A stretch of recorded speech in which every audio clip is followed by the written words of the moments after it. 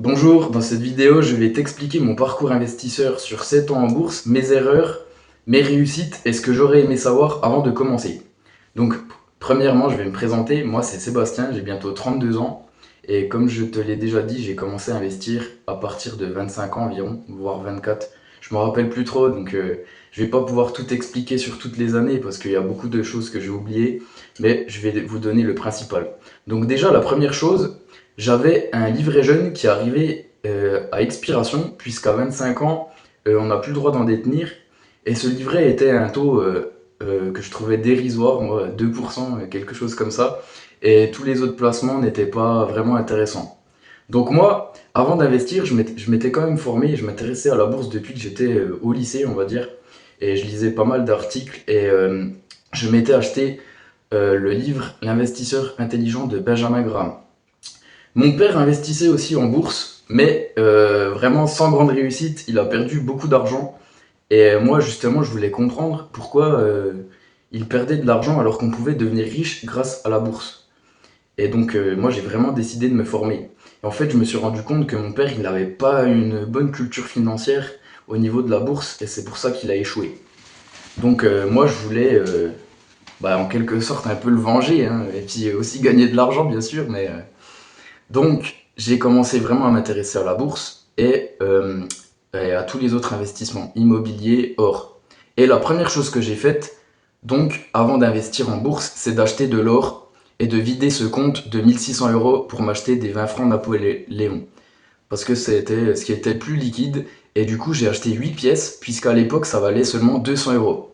Donc là, première réussite, puisque le cours de l'or cette année a augmenté de plus 50%. Et en tout, j'ai fait plus de x3 sur mon investissement en or. Donc pour l'instant, de toute façon, je le vends pas, je le garde. Parce que moi, à la base, c'était juste une assurance pour mes investissements en bourse. Puisqu'en général, quand la bourse dégringole, le cours de l'or monte. Et surtout, j'ai compris qu'on était dans une société qui était inflationniste, mais inflationniste structurelle. Puisque la BCE veut une inflation à 2% par an, et là, à cause du Covid, etc., on a été en hyperinflation, on est toujours en inflation.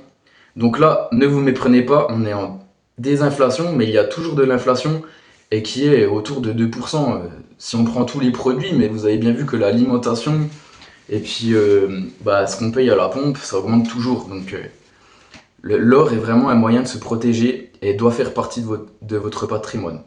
Donc déjà, premier conseil que je vous donne, c'est acheter de l'or. En général, on conseille entre 5 et 10%, mais même le portefeuille résilient jusqu'à 25%.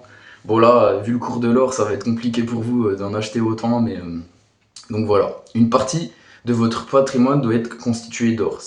C'est surtout une protection contre l'inflation et pas vraiment un moyen de gagner beaucoup d'argent, même si cette année c'est le cas.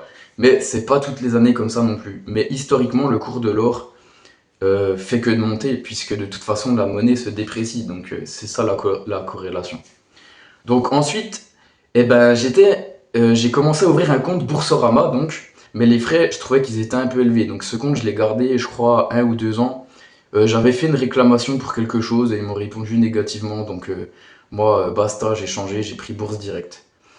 Parce que je trouvais que les frais étaient moindres et jusqu'à présent, je suis toujours resté chez Bourse Direct. Donc c'est un broker qui me convient bien.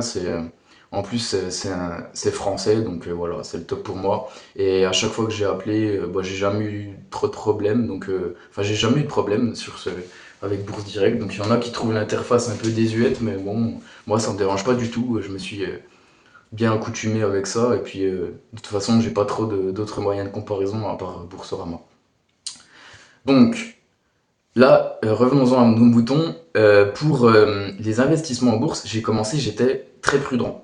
Donc j'ai vraiment investi des petites sommes, mais les frais me coûtaient cher, surtout sur Boursorama. Donc déjà, il fallait que le cours de l'action monte pas mal pour que ce soit rentabilisé. Donc déjà, ça m'a un peu refroidi.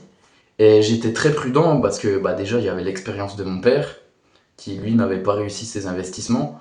Et puis, moi, j'avais pas énormément d'argent. Alors, la première chose que j'ai faite, quand même, c'est me constituer une épargne de sécurité. Moi, j'avais mon livret A qui était rempli, quasiment. Donc, à peu près plus de 20 000 euros. Donc là, je pouvais quand même commencer à investir sereinement des petites sommes pour acquérir de l'expérience, déjà comment on achète une action, un truc tout bête, ouvrir un compte. Et la première chose que j'ai faite, bien sûr, c'est d'ouvrir un compte PEA, puisque ça vous donne un avantage fiscal qui est conséquent, puisque vous n'avez plus d'impôts à payer au bout de 5 ans. Et alors moi, c'était 8 ans même quand j'ai commencé, mais ils ont assoupli la règle. Et vous payez quand même la CSG de 17,2% sur vos gains. Donc voilà, c'est l'État français, n'espérez pas qu'ils vont vous faire 0%. Mais par contre, ce qui est vraiment très intéressant, c'est que vous n'allez pas payer d'impôts tant que vous ne retirez pas d'argent de votre PEA. Donc ça, c'est vraiment le top pour faire grossir votre capital et faire effet boule de neige avec le temps. Donc vraiment, le PEA est très intéressant en France et on peut monter jusqu'à 150 000 euros. Donc déjà, pour un petit investisseur comme moi, c'est déjà énorme, puisque pour l'instant, au bout de 7 ans, là, je suis à 30 000 euros investis, sachant que j'ai déjà retiré 11 000 euros, puisque j'avais un projet immobilier. Donc, j'ai commencé à acheter des actions Renault, Saint-Gobain, si je me rappelle bien, parce que j'étais vraiment matrixé par l'approche value du livre Benjamin Graham. Le problème, c'est qu'on ne peut pas reproduire ce qu'il a fait à une certaine époque, puisque là, on était vraiment dans un marché où la croissance, les actions de croissance prédominent, et c'est toujours le cas. Vous avez l'ETF Nasdaq qui surperforme par rapport aux autres actions value ou rendement, mais qui est par conséquent plus volatile, mais c'est quand même le moteur de performance avec Google, Microsoft, Apple, Nvidia en ce moment. Donc on ne peut pas passer à côté de ces actions. Et du coup, si je suivais l'investisseur intelligent, en fait, j'achetais jamais ces actions. Donc on ne peut pas se contenter d'une seule approche. La clé, pour moi, c'est vraiment la diversification entre des actions de croissance et des actions value rendement. Vraiment, il faut acheter plusieurs types d'actions selon moi. Et ensuite, je faisais l'erreur de ne pas acheter d'ETF. Je me croyais plus malin que le marché, que j'allais trouver des actions qui étaient sous-valorisées et que j'allais faire de gros gains. Donc après, sur Saint-Gobain et Renault, il s'est révélé que j'ai fait des petites plus-values, oui, mais déjà, ça a pris du temps. Ensuite, vu que je commençais à investir, c'était pas énorme. Donc après, j'ai vite changé d'approche et j'ai compris que je devais acheter d'autres actions. Donc j'ai commencé à acheter du LVMH, Safran, Air Liquide, mais ma plus grosse erreur, c'était mon impatience et je prenais les profits toujours trop tôt. Mais ça, quand on commence et qu'on a peur de perdre son argent, c'est plutôt normal.